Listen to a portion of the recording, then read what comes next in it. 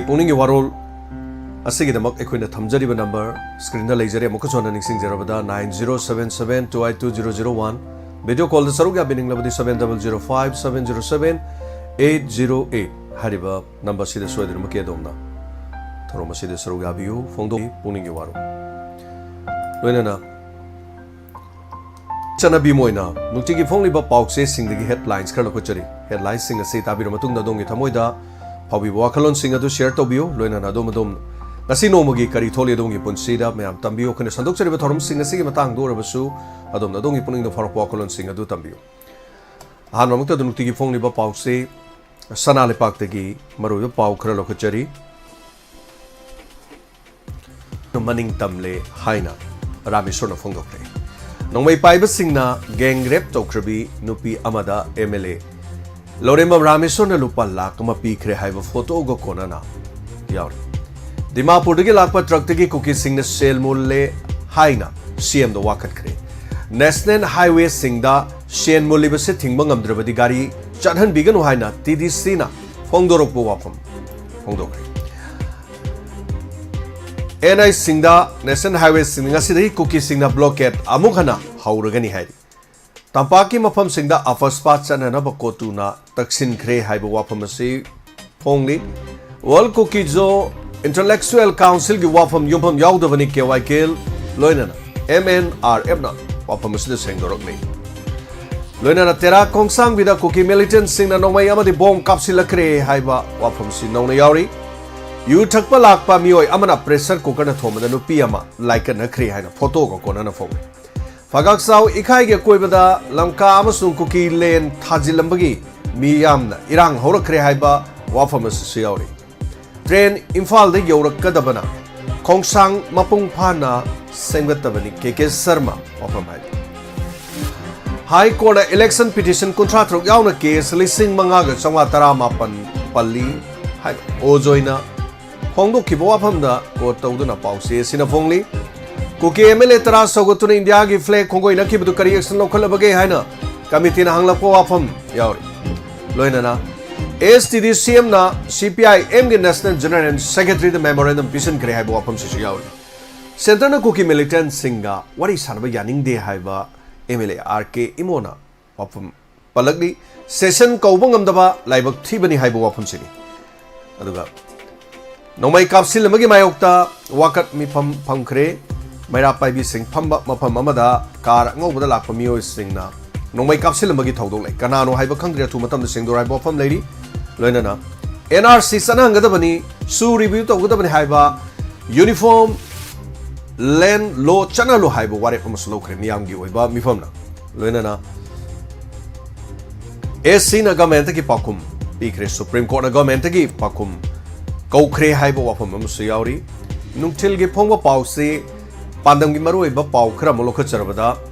cookie sing the har thum pirambani haiba mio ama maira paibi sing na pharaga wakhal tamina khre haiba wafam yauri miyam gi mifam na manipur NRC ama uniform law len chananga da chamana pau yauri India na manipur gi damak lepli haiba si miyam gi hak ama di achumba wayel matpa adura haina veteran politician ojo na fongdor wafam yauri lenana kharaman ima sing na chamana ba midieng da Lengang na tabak tauba pai haiba wafam siyauri nopok semai PSK OC Constable Singh suspend taubugum Churachandpur gi SP amadi DC suspend taugudabani haiba wafam lagi loinana special discussion on present issue in Manipur haiba sida August kundagi paksana miyang miphan pangtholagani haina amukon hairi August tangkun haibsinga senior dun ngasi pangthok da bogi wafam chi paliba aduga sakang da basing na no mai kapsin do mara pai bising halam gadore haiba wafam samanan yauri tapakta hanagom na apaspa thamgada bani ko kine pising na highway thingduna ngarang khongjang changsin ki loinana KY kelamadi MNRF na mari lingna de haiba wafam sengdorok pa wafam warol yauri Manipur mahoksa ki phibam hanjalagle haiba taradi cookie Ngapi gani kari gi damakta Manipur da G20 gi mifam pangthok tribunal haina Akhilesh Yadav no wafam se hanglakre lenga na kwakta sericulture farm do sariba prefabricated house the layu haibasi shiu haibaga chapmani akhoi leibangam loi haiduna in met sing na phongdor wafam yauri prefabricated house da leitrabadi khudong saba piroi haina khangal ai habe inmates in hai loinana Tamenglongi Nalong village da haksang sagalaga lepa leitana obagi laichat ama sandorokle kilometer kunthra rom yamna wana sagai saduna anaba sing puthorupagi photo go kona na yauri lanjeng narakpa sing da lemna layeng phangan baga mari leinana Manipur laingak na pakhum pirang na ba Supreme Court na khangalakre kautrukta kuki militant sing na nongmai kapsilakre haibu wa pham yauri loinana Moreda kuki sing rally chatkani haina tawrumba adu Moreda curfew thamkhibadagi kuki sing rally chakhidre haiba warol amasu yauri Amit Shah na phongdo kibo waphambo aranmani haiduna Churachandpur da ngarang rally chatkre loinana sel gi tengbang hizam sankarda maikai kayadagi mateng pangnarakli nuktigi phongba pause ekhoigi diamond studio da phangjaba wayal lampauti headlines khargam logo chage awano poki state nipani manung da Manipur na inflation rate sada mapan dasmik manga ani oiduna khwaidigi wangle chief minister na mayai tangbal loduna Manipur gi setmilon gi matang da mipam pangthokre ngasi ahing nong yai dagi kotuna highway singda mota thingjalagani naga MLA nipan bu Churachandpur gi mahiroi lup puno mangna district asida social boycott taure haina lauthokre maitai kukizo ethnic conflict ki e naga area da sensilak pa yaroi NACN haibu wafam kana yauri loinana irang nemthana bu hono ona taina na khonglak kanu haina KY kel na kan warol thamlak pi sirol musu yauri lengana mapung phana ngakpung ngamloi dabo rabadi highway ani da gari chatlan biraganu haina ais ranjit na thamlak pa wafam yauri CC Purda gang rape case SP suspend tawrabra CBI da sinarbra committee Tangbai gi mafam khara da Kukiland amasung Lamka police haina thajilamagi maitai singna mothat khre hairi loinana Kuki militant singna bom ahum kablak pagi manung da ani miss orga ama pokhai khre haibu wafam yauri Kuki amasung jogi ITLF tongan machet tanare haibu wafam amasu yauri loinana haktheng na ba paudam da yum urakta batha hum helakle aikoi bi yum da halan biro Sirabasu ngahak potha jaraga yumda sijarage Churachandpur gi khunjanupi amana hairakpa haktheng naba paudam ngasigi huyalan paugi pause gi maroib de yauri ngasigi aroibada pongna famdagi headlines kajiktam lokachage MLA Phungjagin Walche gi layengbagi lupa lakh kunga taret hena state government na tengbangkhre tongan ba separate administration taliba kuki MLA taragi phangpham thokpa pifam thokpasu Adumak kaidana state na piri haiba warol masyawri. Kotuna national highway sing the blockade chathana na balau thokre securities na kuki militant singi extortion thingbang amdrabadi gari chalan biranu TDC. Loina na gang rape ki victim da lupa lakh ama mateng pikre leibak kanse harabadi engondagi hauna politician sing da thajaba thambiranu L Rameswar MLA. Lenga ki BJP gi adumba miyo amasu oriba MLA na phongdorok po apamni Prime Minister na Manipur ki damakta lep ni hari badubu bogus claim ni hari ozoi na phongdorok po apam yaw loina na masini nutigi phongli ba pause singda ekhoi ya hujik oriba Manipur ki situation sida phongna rati ba pausing aduga pausing asi tabiraga adom adongi thamoi de kari phawi bage adongi wakalon sing share to biu phongdok biu sugam laba miyam sing na adom adongi wakalon da aduga ekhoi kanagumba ngang ba hunba aduga karigumba mata ekhoi togumsi ekhoi gi tawpam thokpa ekhoi khanabam thokpa itare aduga ekhoi gi platform sita thorom si tabiba kuki sinau sing haijabatare yawi ragadi adum thorom sida adongi ming lot pining asu lot piu adongi phone number ekhoi kanamata khangan jaroi adomna haibining ba adum leirasu ekhoi thorom sida adum yawraga haibiro maiteina tawbada pamdabo oirasu aduga sarkar na tawbada pamdabo oirabasu adongi thong launa dum hangi ekhoi gi platform si loina ma mi pong khudimak saruk yaba adugumba platform ni hana me amna dum khangbire madudi hana Churachandpur dagi kuki sing so koi thorom sida dum call tawbirak pa yamna lei thorom tabi be yamna lei haijabata aduga puno maksing se adum adongi ming adum haibirak trabasu yai adongi number haibirak trab khoi number kanada su khangan jaroi adum lo silaga thamjage aduga adom adongi su pendaba nungaitaba adom na thengnari ba awaba tambiba dum yai maramdi haujik wari si kana no wari se na haijaba kanda nongmagi surga chariba mioi ngaktani adon khodong chadaba singse adongi maikai dagisu adom khara khara phongdok piba kaisu kaiba leite aikoi thorom sida aikoi cookie sing sainanaba aduga purup amagi mang takna nanbagi damakta khoi tawjaba natte haiba tai mayamna hena khangbire khoi gi channel sida adum khangbiramgani mayamna su aikoi aduma comment section hangdok charga dum thamjai aduga comment sing akoina tawjaba sing da dum yamna normal oina leijaba aduga family aduga tv channel ama oijaba haiba tai mayamna yaubi ning basing da dum yaubiyo aduga hoi kanagumna cookie sinau sing ga haibase es hairoi dabani adu tawbani habi oi khoi gi de dum du leijade cookie sinau sing adum haizari maramdi 1845 ki matungda lamda masida lakpa hokiba singde horoga khoi 1951 ki mamang phawdo khunda leitaba sing adum masak khangba khotpe wari le masi chumna loina khanara kanda karama matamda atopa singna laksilakpa ai khoi khaki wanati ko governor na sudum haire aduga Amit Shah na sudum haire madudi Manipur gi thoibse ethnic kano natte masidi khoi gi foreigner issue ni na haibagi wafam baulai hoi tanbagi de dum tanbe yai ama tobagi de ama tobi yai adu masi khoi na hairi basi bau e natte masidi aduni haidana ko yaubiri basing tabiri basing na karim to kibi gono adom da chai bangang ba duga cookie sing aduni adani haibagi khoi sai bi wafam leizaroi adum yaubiro o adom na su adom gi ming losen bio kaisu kaide hello ai chorchanpur dagi ni or adom haibening bai kangpopi dagi ni hojik thoiba thodok sida koi sumai to busi nungai jade o adu tawdi adum haibiyo adum kaisu kaiba leite aduga thorum sida adom adom gi sudum right haijaba dai ko adum pizari aikhoina adom thogle ne yengthina saigada bagi nganga bi wafam aikoi leijade haibo wafam si thamjage hello ming amadi leifam haibisi ada ipon party tharo bunisa tram lokchari habiyo kanogi kano MLA Ramisona haigiba tawgiba mayam do thagachari tha yam magumba ngakta khoi MLA gumba leiraga de mayam sanga du main tawgiba MLA ta leiraga khoi Manipur je kha shanti oiga da bai khali magumba jam thagani sana harao harao ningi warun sida bo sa mana haidor pa to ko mayam do thamoi sidam enja ba hai tare sa hanna thagachari sa si hajaraga ai ngarang habiyo Ningdau khongda hai mane ko ngarang ki cookie da potai kai kai pura me habado ti da batanja chi da moina du mai pi bu di ko ji khata noai te habati chugunu rom da fare haba ado ga moina adu mai to de khata noai te de koina tingya da sat na isai su me am soi da na bo hon tingya ta na noi ma da ko sat na ko ti na gari adi ai da to ba me am adu me am moi na khanbi de haba na ku ji tingya ka bi sa son na me am gi ma le ba ka ni ram dang gi samak ta ne no ku sat ko chung be mi yaw le kai mera pai bi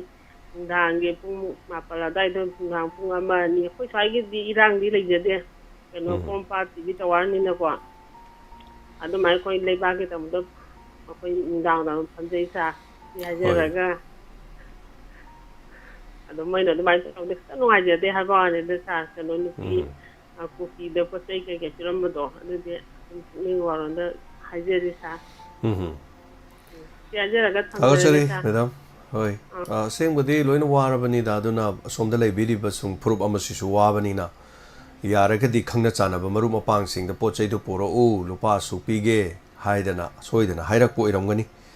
aduga ngarang su paw amada na haijekre ko khoigi thum amadi ngasai ina haijeki bodo thumga harga pirame haije thumga harga si kari de season age haibisi popi thaba de season e ba thumga harga se aduna hariba si kari gi phari no do wakhal tamina khre haibisi khoi atopa phurup ni topa phurup singjina mara khoigi tanja sida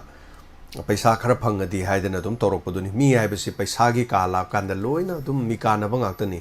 paisa jina bu mangda dum taragadi singthogadi nungsinaba mari sisu dum thadat pangami pumna makse paisa na ni pairaga mayam leisalakpadi sa olena paisa kobane no oja darbi laisamna haibi bodo yamna ningsing lei dona paisa gi matik mayai sina koi taiba miyoy bisi nungsinande lu na tina khraba pukham mamada sak samina dana tot na chaba ko aduna tot na samina ba maru yawgi ni kana man thok tana pijarak pa kya ka kainaribni karina no paisa na maram or kanda กลักน่ะแต่ในยิงที่น่ะแต่น่ะปุ่นมักเสียหายไปแต่มีอยู่สิปุ๊กมินน่ะดับดีกระไดหนูให้บุปุ๊กมินน่ะมันสินมะนาวพอมามันปุ๊กมินน่ะแต่อุรุเลยแต่น่ะนุ่งสีน่ะมายามกับมะนาวกับปะเรงสานพมินน่ะปุ๊กคำดางารีขระตัวละมรกอ่างมาให้แล้วก็กวยสิแล้วก็พัมมาสามินน่ะก็มันสินมะนาวโดงาสีดินช่างลานะปุ่นตีนุ่งสีน่ะดับไปสังเสกรีน่ะโนให้กันแต่ไปสาลากันแต่ไม่มากีไอกีน่ะตรกปดูดาบะอะดูน่ะสมัยนี้ตัวดูน่ะเลยบันนี้อะดูมรักสิแต่ไปสาสินงามสแกมงามเก็บูอสุกลูรบตันพัมจะไปสาขระน่ะมาดูมันดูทิลฮัลเลบะลาโอให้น่ะกวีอะเด็กปอดโยนบะกรุ๊ปคุยพรุบตรงอันบะขระสุยาวรีไอคุยพรุบตัวสุยาวรีงารังสุกุนูดะเทียงมาตะเปาไลมาดูดีไอคุยเกี่ยวกับไม่ตัวดูน่ะพิโรนจารอนจานะทั้งนั้นบะเกี่ยวกับมันที่พายโคลีน่ะดูนุ่มดังไตอะดูกายามซุมบะจานโนลานบะจานโนปอกเสียดียาวรักตียาวรักกันนะเสียงมาสุ่งขังมินสินะดูก็โนเรนมียามักขินีมีดูมี270 50พอดีดูลาขินีเน็ตยาดวันนี้ให้ตาเรดูก็ทรมหัวบุดังไงดีมินตรามังให้ตาเรถ้าก็จะดีโนเรนคุยยาวบิรักปะดูก็ไม่รับไปบิดนงไม่กับสิละเมย์ให้ไปสุขจริงนั่นง่ายโอ้ยบอกว่าผมไหลสิเมียมาดุมขันเสียวไม่รับไปบิดกับปะมิมนงไม่เสียคุยAK-47 ไรเฟิลกิมารูยาวรีบะไม่ตกนิ่งดู AK กิมารูเนี่ยบะಅದು ಒಯ್ತಾರದಿ ಹೌಜಿಸಿ ಗಾಡಿ ತೋಂಗಕಂದ ಐಖುಯಿಗಿ ಕರಿ ಹೈನಿ ಮೈರಾ ಪೈಬಿ ಸಿಂಗ್ಸಿ ಲಂಬಿದ ಥತ್ತನಬ ಹಾಯ್ದನ ಫಿಜಮ್ ಸೇಲಕಂದ ಕನಾಗುಂಬ ಖರ ಮಖೋಯ್ಸಿ ಕೀದನ ಸಂಗಿನಬನ ತೌರ ಮಿಜಾಲ ಹಾಯ್ಬ ವಾಫಮ್ ಅಮ ಲೈ ngarang ಪೆಚು ಲಂಪಾ ಕೆನೋದಗ ಮಯಾಮ್ ಇಮಾಯ್ಬೆಲ್ Singh yam ಫಮ್ಮೆ ನುಂಗಾಯ್ತೆ ಮದು ತೌಬಿಗನು ಹಾಯ್ನ ಪಾಕ್ಸೆದಗ ಯಾವುದು ಮಯಾಮ್ ಉಬಿರಂಗನೆ ಅದು ಇಮಾಯ್ಬೆಲ್ Singh hi ಹೌಜಿಸಿ dengue ನಾಬಗಿ ಕಾಂಗ್ನ ಸಿಕ್ಪೈ ಲೈನಾಸಿ ಲೈರಿ ಖಂಗ್ನ अहिंग लेप थोले सिंग से कोई Kong न सिक असु यारे न थोले ने माइबेल थोले देंगु नाब सिन कोई खुदों चादब क्या मरो माय उना दोरी से खंगी ने आई मथंग कोल गाइजरी कोल गाइन गाइन ने आई गांगजरी वाफम अदगा लेरांग कुमई Manipur thank you so much थागचरी कोई पुनिंग वारोल फोंदो मिनसे खरा कोई कनागुम तो सैगुम से दुगा आई नमक सु थोंग लाउना हांदुक चरी बनी कोई की कुकी फुरुप हाई तारे मदुगी तोंगान बे लेबिबा मरु मपांग सिंग मयामना थौरम सिदा हाइबा तारे कोइना मैतैना तौब थबक त पेनदबा लेरसु सरकारना तौबदा लेरसु सैबा नतबा अदोंगी पुनिंग द फौबिबा अदोम होजिक थेंगनबा वाफम लेरदि अदुम फोंदोपियु हानसु अदुम यावबिबनी थौरम सिदा दुगा थौरम सि मैतैगी चैनल खकनते पुनमक हाइबा तारे मैतै पांगन यावरी नागागी सिनाउ सिंग यावरी कोइ फुरुप सिंग लोय यावी मयाम अदो पुनमक सिदा फोंदोपियु अदोंगी मिंग लोसन बियु कसु काइदे अदोंगी नंबर सु कोइ अदुम अदोंगी यामना सिक्युरिटी ओइना थमजगे अदोम लेफम लेकाय हाइद्रसु को आई अदुदगिनी खक्तंग हाइगेरा हाइद्रगसु आई अदुम फुरुपनी हाइरकान अदोंगी पेनदब नुंगाइतब लेरसु अदोंगी दुम हाइबियु हाइबा थोंगसे लाउना दुम हांदोकजगे अदुगा हाइबियु अदुम नुंगाइतब सिंग करी थोलिब सिंगसे अदे खोइसु जिक्सि याम खना नैने जै मरमदि ख्वाइदगी मरु मपांग सिंगदा कोइदा हाइबा तारे कुकी पुनमक हौरिबा तौरिबा मयामसिदा कुकी मिलिटेंट हाइबसि मखोइया साउबिनी अदु कुकी रिफ्यूजी हाइबसि मखोइया साउबिनी अदुगा कुकी इमिग्रेंट मखोइगे साउबिनी अखोइ कुइना लेरा अबसिंगदि मदुगी वहाइदो हाइनजनिंगदे हाइबा अखोइ मरुम पांगसिंगदि दुम हाइरकपसि याव होय पुमनमक सिंगसिना कयामो याम चुमरो मखरसु दुम चुमबा खरसु दुम लानबाना लाइबा सु यामना कुइरो मतमसिदा सिजनरगलिबा सोफिस्टिकेटेड पुनैरिबो वेपन सिंग असु कुइना सिजनरगलिबा था अहुमेना नोमै कापनाबदा ngasi फावबो नोमै मरु लोइदबसि हान लानसि तौद्रिङैदगी पैदुना लेइरगा हानदगी थमहौरबा जाला हाइबा ngasi फावबो होय खुंदुदी मैतैनसु दुम थारे अदुगा फुरुप अमदुनसु दुम थारे थाबगिदी दुम थारेबा अखोइसु दुम हाइजगे थाइ चुम्मेबा अखोइ सुन पोचै थाबा कांदा युमै थाबा कांदा कनागुमना दुम उपु कांगदोन थांग चटपदो अखोइसु उजरेबा मैतैना तौबदो अदु मैतै खुदिमकना तौबदी नत्ते मज चलुबा खरदुना पोचै दु चाखिदोरबनिना ना दुम थांबा दुम ओरमसु अदुगा अदु खक्ता तौरबरा हाइबदी कुकी फुरुपकी तौदबरा हाइदि मखोइनसु दुम थुगाइरगा दुम हुई नोंगालगा चोरचानपुरगी युम फजा फजाबा सिंगदु मै चाखिबदगी पोचै होनबा अदुगी सुदुम मयाम लैरिदुनि पोचै होनबा चंगुबदा युम निंखाइरक्तना सिबसु दुम यावे हारिबा पुमनमक्से दुम 50-50 नि हाइबताय हौजिंग नैनगदोर वाफमदी कनाना हाना हौरकपनो हाइबा वाफमसे मोइनसु मोइन अखोइननि हाइ खोइनसु मोइननि हाइ पुनमक्से थिजिनननबगिदमक तोंगाना लाखरे तोंगान केस सिंग CCBI दि सिनगनि हाइबा लाखरे अचुम्बा पुथोरकदोरिब्रा पुथोइदोरिब्रा अखोइ येंबा तारे मरमदि अखोइना डिसिजन लेपा यारोइदौबा मरमना लेरकांदा अखोइगी सरकारना लोना लेपक ताइ हाइबा तारे अदुना हौजिक यामना थागचरि वाफमदे MLA सर रामेश्वरना लुपा लाख अमा पिबिबदो याम नुंगाइ अखोइगी लेहौरिबा 35 निफुदुनो को ꯂꯥꯛ ꯑꯃꯃꯝꯇꯪ ꯄꯤꯕꯤꯔꯗꯤ ꯏꯖꯠ ꯃꯥꯡꯈꯤꯕꯗꯣ ꯂꯥꯛ 90ꯗꯪ ꯐꯪꯉꯗꯤ ꯌꯥꯝ ꯅꯨꯡꯉꯥꯏꯗꯧꯅꯤ ꯃꯔꯝꯗꯤ ꯀꯩꯅꯣꯗ ꯒꯕꯔꯅꯔꯅ ꯑꯁꯣꯝꯒꯤ ꯑꯅꯤ ꯈꯛꯇꯨ ꯂꯥꯛ 10 ꯄꯤꯕꯤꯈꯤꯕ ꯌꯥꯝ ꯐꯩꯌꯦ ꯑꯩꯈꯣꯏ ꯌꯥꯝꯅ ꯑꯁꯣꯝꯒꯤ ꯄꯤꯕꯤꯈꯤꯕꯗꯣ ꯑꯩꯈꯣꯏ ꯌꯥꯝ ꯅꯨꯡꯉꯥꯏꯖꯩ ꯃꯔꯝꯗꯤ ꯑꯁꯣꯝꯒꯤ ꯏꯆꯜ ꯑꯅꯤꯗꯨ ꯃꯔꯥꯏꯕꯛ ꯊꯤꯔꯕꯅꯤ ꯍꯥꯏꯕ ꯇꯥꯏ ꯊꯧꯗꯣꯛꯅꯅꯤꯀꯣ ꯊꯣꯛꯍꯜꯂꯤꯁꯦ ꯃꯁꯤ ꯄꯨꯝꯅꯃꯛ ꯀꯅꯥꯅ ꯊꯣꯛꯍꯜꯂꯤꯅꯣ ꯍꯥꯏꯔꯗꯤ ꯊꯧꯗꯣꯛꯇꯨꯅꯅꯦꯕ ꯊꯧꯗꯣꯛꯇꯨ ꯀꯅꯥꯅ ꯊꯣꯛꯍꯜꯂꯤ ꯍꯥꯏꯗꯤ ꯊꯧꯗꯣꯛ ꯍꯧꯕꯗꯨꯅꯅꯦꯕ ꯊꯧꯗꯣꯛ ꯍꯧꯕꯗꯨꯕꯨꯗꯤ ꯌꯦꯠꯅꯔꯤꯗꯅꯀꯣ ꯑꯆꯨꯝ ꯑꯔꯥꯟꯗꯨꯗꯤ ꯑꯩꯈꯣꯏꯅꯗꯤ ꯑꯩꯈꯣꯏ ꯅꯠꯇꯦ ꯑꯗꯨꯝ ꯍꯥꯏꯔꯅꯤ ꯃꯣꯏꯅꯁꯨ ꯃꯣꯏ ꯅꯠꯇꯦ ꯑꯗꯨꯝ ꯍꯥꯏꯔꯅꯤ ꯑꯗꯨꯕꯨ ꯊꯧꯗꯣꯛꯇꯨꯅ ꯃꯔꯝ ꯑꯣꯏꯔꯀꯥꯟꯗ ꯃꯔꯥꯏꯕꯛ ꯊꯤꯔꯕꯤ ꯑꯁꯣꯝꯒꯤꯗꯣ ꯑꯩꯈꯣꯏ ꯁꯣꯝꯗ ꯐꯥꯒꯠꯂꯨ ꯑꯉꯥꯡꯁꯤꯡꯗꯨ ꯗꯟꯗꯤ ꯄꯤꯌꯨ ꯐꯥꯔꯤꯀꯣ ꯑꯗꯨ ꯃꯣꯏ ꯍꯧꯖꯤꯛ CBIꯅ ꯋꯥꯍꯪ ꯄꯥꯎ ꯆꯠꯊꯔꯤ ꯔꯤꯃꯥꯟ ꯂꯧꯊꯔꯤ ꯑꯗꯨ ꯃꯣꯏ ꯏꯀꯥꯏ ꯈꯨꯝꯅꯕ ꯑꯣꯏꯅ ꯃꯈꯣꯏꯕꯨ ꯂꯨꯄꯥ ꯂꯥꯛ 10 ꯄꯤꯕꯤꯕꯗꯣ ꯌꯥꯝ ꯅꯨꯡꯉꯥꯏ ꯑꯗꯨꯝ ꯄꯤꯕꯤꯁꯅꯨ ꯀꯅꯥꯒꯨꯝꯅꯁꯨ ꯌꯥꯝ ꯄꯤꯕꯤꯕ ꯌꯥꯏ ꯑꯩꯈꯣꯏꯒꯤ ꯃꯥꯡꯉꯤꯕ ꯏꯖꯠ ꯃꯥꯡꯉꯤꯁꯤꯗꯤ ꯄꯤꯐꯝ ꯊꯣꯛꯇꯕ꯭ꯔꯥꯕ ꯑꯩꯈꯣꯏꯒꯤ ꯏꯆꯟꯗꯨꯗꯤ ꯏꯆꯟ ꯅꯠꯇꯕ꯭ꯔꯥ ꯃꯥꯗꯤ ꯏꯖꯠ ꯃꯥꯡꯉꯤꯗꯨꯗꯤ ꯐꯪꯐꯝ ꯊꯣꯛꯇꯕ꯭ꯔꯥꯕ ꯆꯞ ꯃꯥꯟꯅꯅ ꯌꯦꯡꯐꯝ ꯊꯣꯛꯗꯤ ꯑꯁꯣꯝꯒꯤꯁꯨ ꯄ꯭ꯔꯦꯝ ꯀꯨꯃꯥꯔ ꯉꯥꯛꯄꯤꯒꯅꯤ ꯁꯕꯖꯦꯛ ꯇꯨ ꯀꯔꯦꯛꯁꯟ ꯑꯩꯈꯣꯏꯒꯤ OC ꯍꯥꯏꯇꯥꯔꯦꯀꯣ ꯃꯥꯁꯤ ꯁꯣꯝꯗ ꯑꯩꯈꯣꯏ ꯁꯁꯄꯦꯟ ꯇꯧꯕꯤꯔꯤꯅꯦꯕ ꯑꯗꯨ ꯑꯣꯏꯔꯒꯗꯤ ꯆꯨꯔꯆꯥꯟꯄꯨꯔꯒꯤ ꯀꯩꯅꯣꯗꯨ OCꯗꯨ ꯀꯩꯗꯧꯕꯩ ꯁꯁꯄꯦꯟ ꯇꯧꯕꯤꯗ꯭ꯔꯤꯅꯣ ꯑꯗꯨ ꯑꯣꯏꯔꯒꯗꯤ ꯑꯗꯨꯒ ꯃꯔꯤ ꯂꯩꯅꯕꯁꯤꯡꯗꯨ ꯀꯔꯤꯒꯤ ꯁꯁꯄꯦꯟ ꯇꯧꯕꯤꯗ꯭ꯔꯤꯅꯣ ꯆꯞ ꯃꯥꯟꯅꯅ ꯌꯦꯡꯐꯝ ꯊꯣꯛꯇꯣ ꯑꯥꯏꯟ ꯑꯁꯤ ꯆꯞ ꯃꯥꯟꯅꯩ ꯍꯥꯏꯕꯅꯤꯗ ꯃꯩꯇꯩꯒꯤꯅ ꯇꯣꯉꯥꯟꯕ꯭ꯔꯥ ꯀꯨꯀꯤꯁꯤꯡꯒꯤꯅ ꯇꯣꯉꯥꯟꯕ꯭ꯔꯥ ꯍꯥꯏꯕꯗꯨꯅꯤ ꯑꯩꯈꯣꯏ ꯆꯞ ꯃꯥꯟꯅꯕ ꯕꯣꯗꯤ ꯑꯃꯒꯤ ꯃꯈꯥꯗ ꯌꯨꯝ ꯑꯃꯒꯤ ꯃꯈꯥꯗ ꯂꯩꯃꯤꯟꯅꯕꯅꯤ ꯍꯥꯏꯕ ꯇꯥꯏ ꯍꯣꯏ ꯑꯗꯨ ꯃꯔꯛꯇ ꯌꯥꯅꯗꯕ ꯑꯃꯅ ꯇꯧꯔꯛꯄ ꯑꯩꯈꯣꯏꯅ ꯇꯥꯟꯕ ꯗꯤꯃꯥꯟꯗ ꯃꯣꯏꯅ ꯄꯥꯝꯗꯕ ꯇꯥꯟꯕ ꯃꯗꯨ ꯑꯥꯏꯟꯒꯤ ꯊꯣꯡꯗ ꯂꯣꯏꯅ ꯊꯦꯡꯅꯒꯗꯕ ꯉꯥꯛꯇꯅꯤ ꯍꯥꯏꯖꯕꯩ ꯋꯥꯅꯤ ꯄꯨꯝꯅꯃꯛꯁꯤꯡꯁꯤꯗ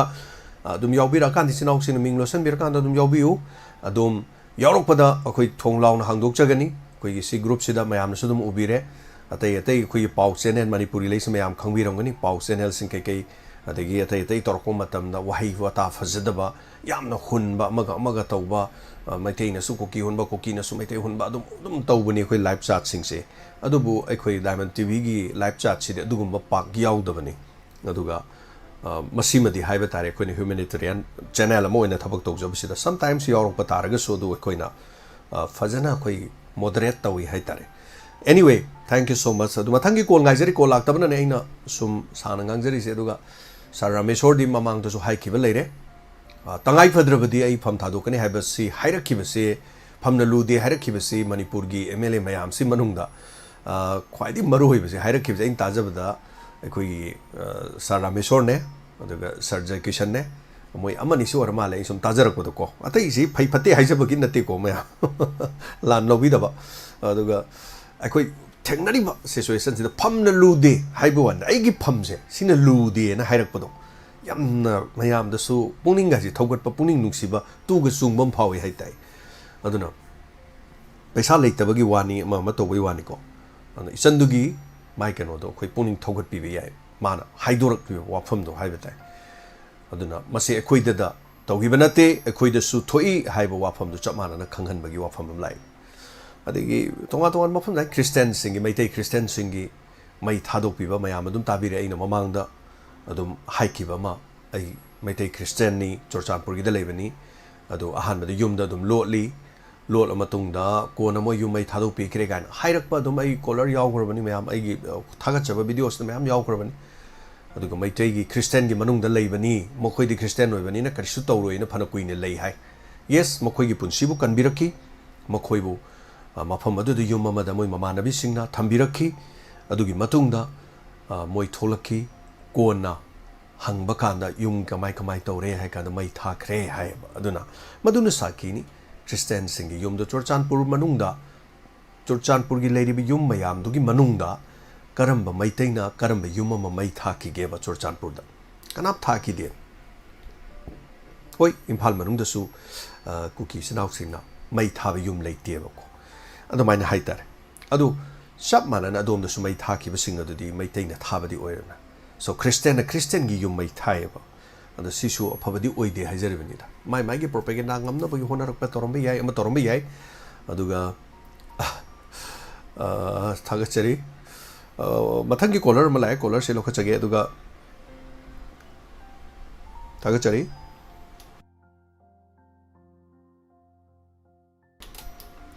ꯍꯜꯂꯣ ꯗꯥꯏꯃꯟ ꯇꯤꯚꯤꯕꯨ ꯑꯍꯥꯟꯕꯗ ꯏꯀꯥꯏ ꯈꯨꯝꯅꯕ ꯎꯠꯆꯔꯤ ꯁꯥꯔ ꯉꯁꯤꯗꯤ ꯑꯗꯨꯝ ꯑꯥꯏꯑꯦꯁꯀꯣꯝꯒꯤ ꯆꯦꯅꯦꯜꯁꯦ ꯌꯥꯝꯅ ꯑꯗꯨꯝ ꯑꯆꯞ ꯑꯔꯥꯛ ꯀꯌꯥ ꯌꯥꯎꯗꯨꯅ ꯅꯨꯡꯉꯥꯏꯔꯤ ꯍꯥꯏꯇꯥꯔꯦ first of all yam nungai jai thank you so much have you sir puri gi waron si sir na pat to bi program si hawdaki lawyer pa matam asida sir gi care hai bo hai ma hai dinge da sir is my first and loket no tawraga ngaksam hai pet trip du sa oi oi sa gi pagchawa kadi am ngai ba ma dum oi sen tangka moi sa thank you habisi sunanda tapisi sir koi india gi ba matang da wapu ma kharatang kamjage sa koi ge election commission of india na elect to go da state mari manga gi tawdi tawni ha ge election commission of india na matan si haibi da ba mayam na su tawni khangna kana sida koi ge bharatiya janata party gi hoina makoi gi election gi matam lokthokringai dagi matam lepringai da makoi candidate ki list ama khangan na lokthokpagi pawma miyam su tana kharisa masida koi khangudana makoi gi lusingba sing kaya ma dagi makoi gi akan worker pullaga makoi mi lising manga hena bharatiya janata party thadorga bopan da laiba inc gi office congress da join to gi wathok ama thabak ama ngarang thok khi hai tarisa sa masi adum khana baka adum najaning kitai thamjaning da di tasena hai ta kan election gi maljona election gi ticket lok tok pase mausa na kitai khudong cha da khadi mayok na gani khalesa maram di amada constituency amada ticket si mi ani hum ko mari tanaram ngani basa adu amada ti gani ha ga di tanai ba kambu sing adu masana dum sawbuta bani waro buta bani aduna aya matam da di ticket lok tok pase yam nomination fine tom da yam naga lok thona bi san na be amal lai bane to handa ki di ngan lok thok pasina maram oy kan da makoi gi kan ba worker lising manga da union minister ga nang na ba lising ba kaya congress ta yaw ki bani hai ba pam chi asina oy kan da hai se ma han da than da gi sa tapi usunanda tai mari habi se sa aduga ani mana sa kano gi sa na sa gi mla ramisor ki kano gi hel and yaw gi wa pam sa sa headline di haibi re madungi singa dumaga aduga amana kuki ge sponsor da student organization mla ni pa boycott to kre haibo pam na thata jagi ba ne ani si amatang sa na sim tanga pathok ti di am nungai jagani sa oi ai tanja marak te yengjarake kuki jo sing ki wafam sing koi gi hairaki ba wafam haitare karamba page tagi no yenga kanda ai haijarake yam no ngaje sunanda ko thank you so much sunanda haibira ko pham ai marak tai pajarake soidana mak thank you hinau sunanda na jo thorongi haitare lorak pagi thagat pi thank you so much yam no ngaje mayam yobiri beseng haibare ukat pi odom odom so dongi wafam da duga ngasai hinau sunanda gi topic toi pajadring da koi gi thorom sida yobiba inau mana rajesh na haibire sar yum thangna bada mina okon la sajillaga koi manam nam thiba yaba aduga sigum bada siam nungai jade adu chak cha ba phawbu ngamdre mari mata friends sing la ko su ikai jaba phawre